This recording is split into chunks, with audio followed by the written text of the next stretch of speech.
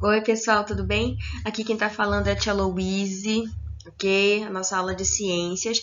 E hoje a gente vai falar sobre um tipo de sistema, ok? Vamos relembrar os níveis de organização celular. Nós temos as células, um conjunto de células formam tecidos, um conjunto de tecidos formam órgãos, e um conjunto de órgãos formam sistemas, e um conjunto de sistemas forma um organismo, que é um ser vivo. Agora a gente vai falar sobre esse conjunto de órgãos formados por diferentes tecidos, né, que são os sistemas. Na videoaula de hoje a gente vai falar sobre o sistema digestório. Eu já começo com uma pergunta. Por que será que a gente come? Tia, a gente come porque a gente sente fome. Mas a fome é só um sinal que o cérebro de vocês manda para o corpo para avisar que vocês precisam de alimentos, que vocês estão precisando de energia. E essa energia vem através de nutrientes. E o sistema digestório, ele é o responsável por quebrar em partículas menores esses alimentos que a gente ingere, para que a gente possa, enfim, absorver os nutrientes presentes nesses alimentos e poder nos nutrir.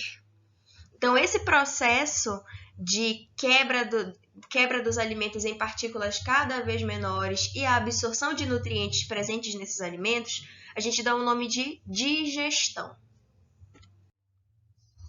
Aqui a gente tem o sistema digestório e os órgãos, né, que juntos, esse conjunto de órgãos que formam esse sistema. Lembrando que um conjunto de órgãos formam sistemas. Então, vamos ver quais são os órgãos que vão compor o sistema digestório. Primeiro, os dentes, a língua e as glândulas salivares, porque é muito importante lembrar, a digestão ela começa na boca, ok? A gente já começa a quebrar partículas, a gente já começa a quebrar os alimentos em partículas cada vez menores desde a nossa boca. Nós temos a faringe, o esôfago, estômago, fígado, vesícula biliar, pâncreas, intestino delgado, intestino grosso, seco, apêndice secal, que fica localizado no intestino grosso, o reto e, por fim, o ânus. Então, vamos lá. Lembra que eu falei para vocês que a digestão ela começa na boca? Essa digestão que se inicia dentro da nossa boca é uma das etapas desse processo de digestão. Eu peço desculpas pelos latidos no fundo, tá, pessoal? Então, vamos lá. Os dentes, eles têm a função de diminuir o tamanho dos alimentos durante a mastigação. É por isso que a gente mastiga, porque a gente precisa diminuir o tamanho dos alimentos para que a gente possa engolir eles, certo? Então, os dentes, junto com a mastigação, são componentes essenciais dentro do processo digestivo. Aqui, ó, os nossos dentes, a nossa arcada dentária, ela tem a função de diminuir o tamanho do alimento que a gente botou na nossa boca. Outro órgão que é muito importante, que também está localizado na boca, são as glândulas salivares, que vão secretar saliva. A saliva ela é secretada para que se misture aos alimentos mastigados, assim formando o que a gente vai chamar de bolo alimentar. Então, a saliva, junto com a mastigação, lembrando que na nossa saliva nós já temos componentes que auxiliam na digestão desse alimento, desses materiais, eles vão servir para diminuir o tamanho daquele alimento e facilitar a nossa digestão. Quando a gente começa a mastigar aquela comida junto com a saliva e já vira uma outra coisa dentro da nossa boca, aquilo tem o nome de bolo alimentar. Aqui eu tenho uma glândula salivar, uma que fica bem abaixo da língua. Olha como ela esguicha a saliva. Depois, o bolo alimentar é levado com a ajuda da língua para a nossa faringe e logo mais ao esôfago, em um processo chamado de deglutição. Então, esse processo de engolir o bolo alimentar, ok? É chamado de deglutição. Aqui a gente consegue ver bem. O que está em amarelo é o bolo alimentar. E como ele vai descendo para a nossa faringe. Depois de ser deglutido, o bolo alimentar ele passa para a faringe, que nós já falamos isso, e passa para o esôfago. E logo depois do esôfago, esse bolo alimentar, ele é encaminhado para o nosso estômago. Porque a digestão no estômago também é uma das etapas da digestão. A gente já falou sobre a digestão que ocorre na boca, e agora a gente vai falar sobre a digestão que ocorre no estômago. Esse processo de digestão que ocorre dentro do nosso estômago é chamado de quimificação. Por quê? A gente fez uma quebra em partículas menores na boca, aquela quebra foi mecânica, foi a gente mastigando, foi aquele trabalho feito pela nossa boca. Agora a quebra vai ocorrer quimicamente, através do ácido gástrico, ok? Que também pode ser chamado de suco gástrico, e de enzimas. Então vamos lá. Na quimificação, a ação de enzimas presentes no suco gástrico, que realizam transformações químicas no bolo alimentar, que logo adquire uma consistência mais pastosa, passando a ser chamado de quimo. Então vamos lá. Quando eu tenho a digestão que ocorre na boca, aquela substância já se chama de bolo alimentar.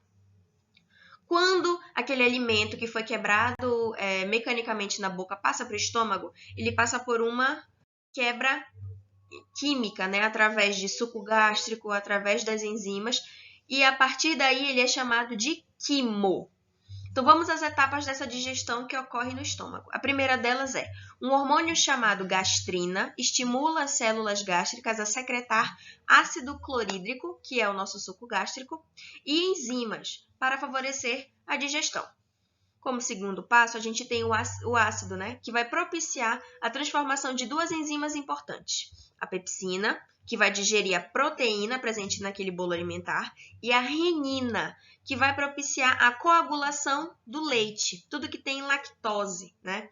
Essas enzimas vão tratar da quimificação, que é o processo de digestão que ocorre no estômago, resultando no quimo. O que é o quimo? O quimo no estômago, né, ele vai se contraindo. O quimo é aquela substância residual que ficou da digestão do estômago. O estômago, para liberar aquele quimo, ele tem que se contrair de forma involuntária. E essa contração de forma involuntária a gente chama de peristaltismo. Lembrem-se que se a gente está falando sobre contração e sobre órgãos, provavelmente dentro do estômago a gente tem um tecido muscular, que é o responsável pela contração. E vai transferir o quimo para o duodeno. Aqui eu tenho o duodeno, que é a saída do estômago. Aqui eu tenho a entrada, é por aqui que o bolo alimentar chega. Aqui eu tenho o estômago, que é onde ocorrem as transformações de quimificação e resulta no quimo. O quimo ele é liberado através do duodeno por um órgão chamado de piloro. Através do piloro, o quimo sai do estômago e passa para o duodeno. O duodeno já é o início do intestino delgado. Então vamos lá, a gente já falou sobre digestão que ocorre na boca, a digestão que vai ocorrer no estômago, e agora a gente vai falar sobre a digestão que ocorre no intestino, especificamente o intestino delgado, que é esse que fica aqui no meio, ok? Essa região aqui do meio. O intestino delgado, gente, ele é muito comprido. O intestino delgado ele pode chegar até uns 6,5 metros, mas ele consegue ficar dentro do nosso corpo porque ele é cheio de dobras, ele está todo dobrado. Por isso, esses 6,5 metros ficam menores. Então, é no intestino delgado que ocorre o processo de quilificação. Não é mais quimificação. Agora é a quilificação, para a formação do quilo. O quimo passa para o duodeno e lá sofre a ação do suco pancreático, que é liberado pelo pâncreas, da bile, que é um líquido liberado pelo fígado, e do suco entérico, que é uma substância liberada pelo próprio intestino delgado. Então, aquele quimo que veio do estômago, né, ainda com o nome de quimo, ele passa para o intestino delgado e sofre todas essas transformações, que é o processo de quilificação. Ele sofre a ação do suco pancreático, da bile e do suco entérico. O resultado final de todo esse processo de quilificação é o quilo, que é um líquido esbranquiçado, cheio de nutrientes e água e algumas substâncias que não foram ingeridas, ok? Que não foram digeridas pelo seu corpo. Agora a gente vai falar sobre o intestino grosso, a digestão que ocorre no intestino grosso. Depois de formado, o quilo, que é o resultado da quilificação que ocorre no intestino delgado, passa para o intestino grosso, que é esse bem aqui, ó. Toda essa extensão aqui é o intestino grosso.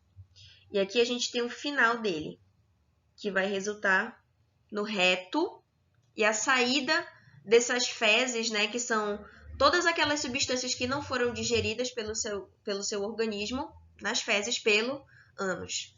Então, voltando. Depois de formado, o quilo passa para o intestino grosso, onde aí sim são absorvidos os nutrientes. Então, vamos só deixar uma coisa clara. Até o intestino delgado, o corpo ainda não está absorvendo nutrientes. Ele está só preparando todo aquele alimento que tu começou a digestão na boca, foi para o teu estômago, passou para o intestino delgado. Até o intestino delgado, todo esse caminho que aquele bolo alimentar fez foi só de preparação. A absorção de nutrientes mesmo, ela acontece no intestino grosso, ok? Então, aí sim são absorvidos os nutrientes. A água é reabsorvida e há a formação de algumas vitaminas e também de substâncias que não foram absorvidas pelo teu organismo, que são as fezes. O intestino grosso ele é dividido em 3 partes, ok? Quais são essas 3 partes? Só apagar isso aqui. A gente tem o seco, que fica localizado bem aqui. O cólon, ok? E o reto, que fica localizado bem aqui, que é como se fosse um caminho de saída para as tuas fezes. A absorção de nutrientes e água só pode ser realizada graças às vilosidades intestinais, que aumentam a superfície de contato com o quilo. Então, vamos entender o que é uma vilosidade. A gente já tinha falado sobre microvilosidades, quando a gente estava falando sobre a membrana plasmática, mas também existem as vilosidades, que são essas extensões do tecido que auxiliam na absorção de nutrientes. Então, vamos imaginar assim, digamos que eu peguei uma parte desse intestino bem aqui e cortei ela no meio. E vou virar ela para vocês agora, uma imagem como se ela estivesse de frente, como esse corte estivesse de frente para vocês. Aqui. Então, bem aqui, nessa parte bem aqui, eu tenho as vilosidades. Vocês podem observar que é como se elas fossem extensões da parede do intestino. Quanto mais vilosidades, mais absorção. Se você tem um problema nas vilosidades do seu intestino, você não vai absorver muito bem os nutrientes. Isso pode acarretar alguns problemas. Aqui a gente tem um zoom do que seria essas vilosidades. Dentro de cada uma dessas velocidades, nós temos veias, que está em vermelho, ou que está em azul, e as artérias, que estão em vermelho. Essas veias e artérias vão servir para absorver os nutrientes, que foi desde esse bolo alimentar, que virou quimo, depois virou quilo, e foi para o teu intestino grosso. Agora, nós vamos falar sobre algumas doenças que podem acometer o nosso sistema digestório. Okay? Mas é importante que a gente saiba que, de fato, nós somos o que nós comemos. Se nós comemos coisas saudáveis, ricas em vitaminas, proteínas, carboidratos bons, né, gordura boa, de frutas e fibras, ok? Nós vamos tender, né, a ter uma saúde do nosso sistema digestório boa. Agora, se a gente só come porcaria, coisa industrializada, com muito conservante, com muita gordura, com muito açúcar, isso pode gerar alguns problemas no nosso sistema digestório. Por isso, devemos cuidar da nossa alimentação, ingerir alimentos mais saudáveis, ricos em nutrientes e fibras. As fibras vão auxiliar na nossa hora de fazer cocô, né? Não vai tornar essa situação tão difícil. Ela cuida da saúde, ela ajuda nesse caminho, né? Nessa passagem do caminho das fezes até a saída dela pelo ânus. Então, vamos falar agora um pouquinho sobre algumas doenças que acometem o nosso sistema digestório. A primeira delas é o câncer intestinal. O câncer intestinal é um desenvolvimento desordenado, ou seja, descontrolado, de células cancerígenas no intestino, que é o que a gente pode chamar aqui de pólipos, como a gente pode ver aqui na imagem. A causa mais provável do câncer intestinal é a ingestão de alimentos industrializados e pobres em fibras. Por quê? Quando a gente come muita coisa industrializada, com muito conservante, esses conservantes têm agentes cancerígenos. E eles demoram mais para serem digeridos. Se eles demoram mais para ser digeridos, significa que eles vão passar mais tempo do que o necessário dentro do nosso intestino. E se eles ficarem muito tempo lá, esses agentes cancerígenos, eles podem propiciar o surgimento desses pólipos e desenvolver algumas células cancerígenas no nosso intestino. Por isso é muito importante que a gente coma. Quer comer uma besteirinha de vez em quando? Ok. Mas na maioria das vezes coma coisas saudáveis. A próxima doença que a gente vai falar são as gastrites, úlceras e enterites. O que é isso? Gastrites e úlceras acometem o estômago, enquanto as enterites elas vão acometer o intestino.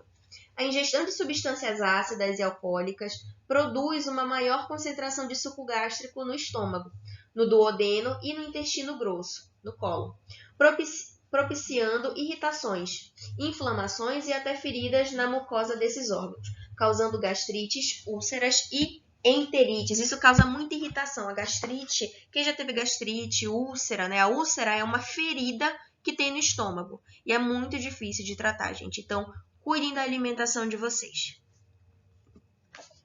A próxima são os cálculos biliares. Pelo próprio nome já diz, onde é formado o cálculo biliar? Na vesícula biliar, que é o que a gente chama de pedra na vesícula. Quem nunca ouviu alguém dizer que estava com pedra na vesícula? Então, o cálculo biliar, os alimentos ricos em gorduras insaturadas contêm grande volume de colesterol, gordura, substância insolúvel na água, e que em contato com os sais biliares, que é o líquido que é liberado pela vesícula biliar, forma pequenos grãos no interior da vesícula biliar, como se fossem pedras mesmo. Esses grãos são chamados de cálculos, que são essas substâncias que parecem pedras, que são bem sólidas, e podem impedir a saída da bile. Isso causa muita dor, sendo, na maioria dos casos, necessário um processo cirúrgico para remover esses cálculos biliares.